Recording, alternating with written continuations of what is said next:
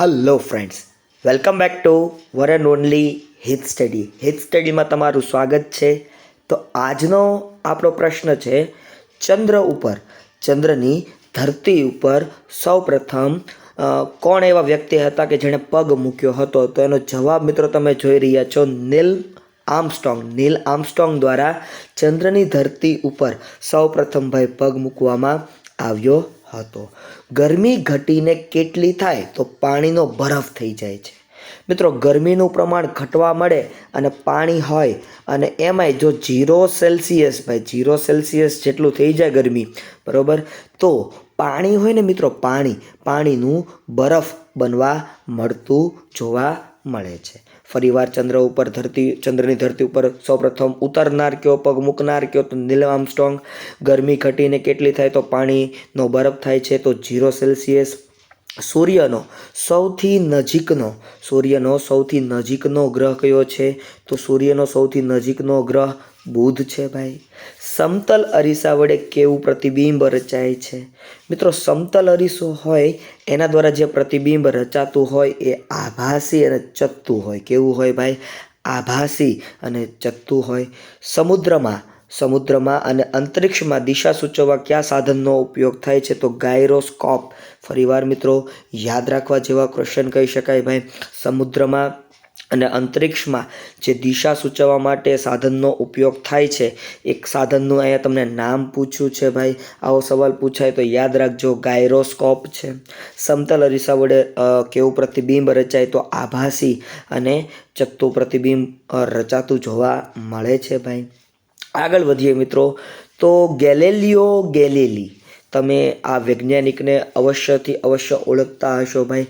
ગેલિલિયો ગેલિલીએ કયો નિયમ આપેલો છે? તો આ ગેલિલિયો ગેલિલીએ લોલકનો નિયમ. કયો નિયમ મિત્રો? યાદ રાખજો, લોલકનો નિયમ કોણે આપ્યો? ગેલિલિયો ગેલિલી દ્વારા આ લોલકનો નિયમ પ્રસ્તુત કરવામાં આવ્યો છે. ત્યારબાદ ટેલિવિઝનની શોધ કોણે કરેલી છે? મિત્રો, ટેલિવિઝનની શોધની વાત કરીએ તો ટેલિવિઝનની શોધ જે.એલ. બેયર્ડ નામના એક વૈજ્ઞાનિક દ્વારા ટેલિવિઝન એટલે કે ટીવી, જેને આપણે ટૂંકમાં કહીએ છીએ ટીવી મિત્રો, તો આ ટીવીની શોધ કોણે કરી ભાઈ? જે.એલ. બેયર્ડ નામના વૈજ્ઞાનિક દ્વારા આ ટીવીની શોધ કરવામાં આવી છે. ડીઝલ એન્જિનના શોધ કરનાર વૈજ્ઞાનિકનું નામ, અથવા ડીઝલ એન્જિનની શોધ કયા વૈજ્ઞાનિકે કરી હતી ભાઈ? તો મિત્રો યાદ રાખજો, ડીઝલ એન્જિનમાં રુડોલ્ફ ડીઝલ દ્વારા ડીઝલ એન્જિનની શોધખોળ કરવામાં આવી હતી. કોના દ્વારા? રુડોલ્ફ ડીઝલ દ્વારા ડીઝલ એન્જિનની શોધખોળ કરવામાં આવી હતી. બરોબર, પૂછાઈ શકે એવો ક્વેશ્ચન કહી શકાય. આગળ વધીએ મિત્રો, સૂર્યનો વ્યાસ લગભગ કેટલા કિલોમીટરનો છે? તો 1392, બરાબર, 1392 એમ યાદ રાખીએ કે 1392 આપણે કોઈકનો મોબાઈલ નંબર યાદ રાખતા હોઈએ મિત્રો, એ પ્રમાણે જ તમે આ સૂર્યનો જે વ્યાસ છે, સૂર્યનો જે વ્યાસ છે એ કિલોમીટરમાં યાદ રાખવો હોય તો 1392 કિલોમીટર જેટલું છે એવું યાદ રાખી શકાય છે ભાઈ. આપણે શોર્ટમાં યાદ રાખવાનું હોય છે જેથી કરીને સીધા જવાબ મળે. એટલા માટે જ વન લાઇનર ક્વેશ્ચનોની સિરીઝ શરૂ કરી છે. વિડીયો ગમે તો લાઇક, શેર અને અમારી ચેનલને સબસ્ક્રાઈબ કરીને રાખજો વાલા મિત્રો. વિદ્યુત પ્રવાહની હાજરી નોંધવા માટે તમે શું વાપરશો? તો ગેલ્વેનોમીટર. શું વાપરશું ભાઈ? ગેલ્વેનોમીટર દ્વારા વિદ્યુત પ્રવાહની હાજરી નોંધવામાં આવે છે. ફરીવાર, વિદ્યુત પ્રવાહની હાજરી નોંધવા માટે તમે શું વાપરશો? તો ગેલ્વેનોમીટર વાપરવામાં આવે છે. કયા યંત્રની શોધ ભારતીય વૈજ્ઞાનિક એવા જગદીશચંદ્ર બોઝ દ્વારા કરવામાં આવી હતી? તો કેસ્કોગ્રાફ. મિત્રો, કેસ્કોગ્રાફ એક એવું યંત્ર છે કે જે વનસ્પતિમાં જીવ છે તેવું સાબિત કરે છે. આ કયા યંત્રમાં ભાઈ? કેસ્કોગ્રાફમાં જોવા મળે છે. તો યાદ રાખજો, કયા વૈજ્ઞાનિકે આ યંત્રની શોધ કરી હતી? તો ભારતીય વૈજ્ઞાનિક જગદીશચંદ્ર બોઝ. અને યંત્રનું નામ પૂછાય તો શું છે ભાઈ? કેસ્કોગ્રાફ આ યંત્રનું નામ છે. પ્રકાશ વર્ષ. ભાઈ, પ્રકાશ વર્ષનો સવાલ વારંવાર આવે છે. પ્રકાશ વર્ષ એ શેનું એકમ છે? તો અંતર માપવા માટેનું અંતર મિત્રો, પણ શેનું અંતર તમને એમ થવું જોઈએ ને, તો ખગોળીય અંતર. શેનું ભાઈ? ખગોળીય અંતર. ખગોળીય અંતર એટલે અંતરિક્ષનું, બરાબર. અંતરિક્ષનું અંતર તમારે જો માપવું હોય તો ત્યાં તમારે શેનો ઉપયોગ કરવો પડે ભાઈ? પ્રકાશ વર્ષનો ઉપયોગ કરવો પડે. વાલા મિત્રો યાદ રાખજો ભાઈ, બરાબર. આગળ વધીએ આપણે આપણા નેક્સ્ટ ક્વેશ્ચન તરફ. તો મિત્રો આપણો નેક્સ્ટ ક્વેશ્ચન કંઈક આવો છે. પ્રકાશ વર્ષની ચર્ચા થઈ ગઈ છે ભાઈ. પ્રકાશ વર્ષ બાદ મિત્રો, પ્રકાશ વર્ષ બાદ તમારી સામે સવાલ આવી ગયો છે ભાઈ. જોઈએ એ સવાલ કયો છે. ચાલો ફરીવાર જોઈએ. કયા યંત્રની શોધ ભારતીય વૈજ્ઞાનિક જગદીશચંદ્ર બોઝ દ્વારા કરવામાં આવી હતી?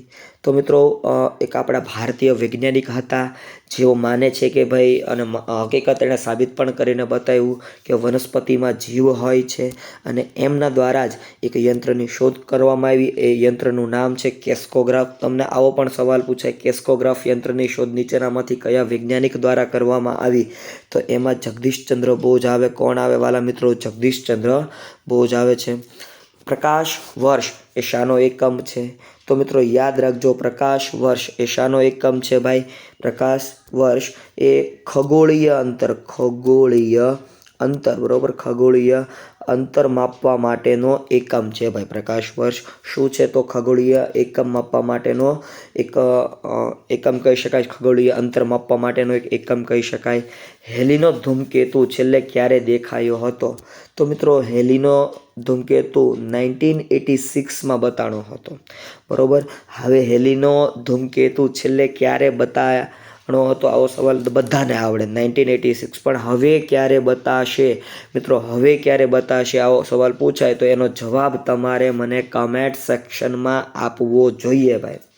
પૃથ્વી સૂર્યની પરિક્રમા કરે તેનાથી શું થાય છે? તો ઋતુઓમાં પરિવર્તન આવે છે ભાઈ. શું થાય? તો ઋતુઓમાં ભાઈ પરિવર્તન જોવા મળે છે.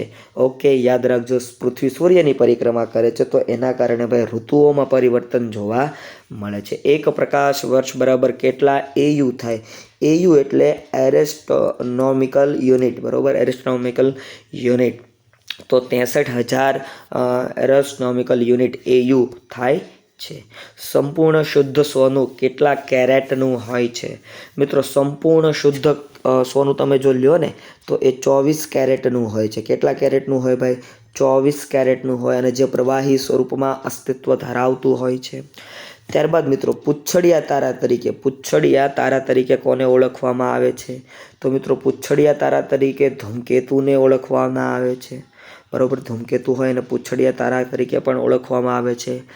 જોબિયન ગ્રહો અથવા જોવિયન ગ્રહો એટલે શું? તો ગુરુની ભ્રમણ કક્ષાની બહારના ગ્રહોને જોવિયન ગ્રહો કહેવાય.